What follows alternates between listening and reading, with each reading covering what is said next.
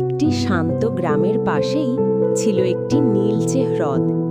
সেই হ্রদে বাস করত এক সুন্দর সাদা রাজহাঁস। তার নাম ছিল চাঁদনি। তার পালকগুলো ছিল তুষারের মতো সাদা, আর তার চোখে ছিল গভীর কোমলতা। চাঁদনির একটি ছোট পরিবার ছিল, তার সঙ্গী আর দুটি ছোট ছানা। তারা প্রতিদিন একসাথে হ্রদের জলে ভেসে বেড়াত। সূর্যের আলোয় ঝলমল করত তাদের জীবন। সুখে শান্তিতে কাটছিল তাদের দিন। কিন্তু একদিন ভয়ঙ্কর ঝড় এলো।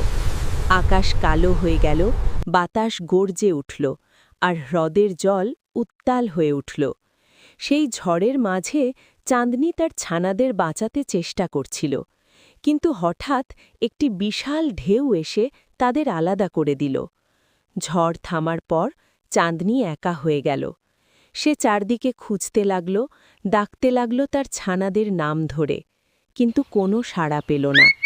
প্রতিদিন সে একই জায়গায় এসে বসে থাকত, আশায় থাকত যে হয়তো তার পরিবার ফিরে আসবে।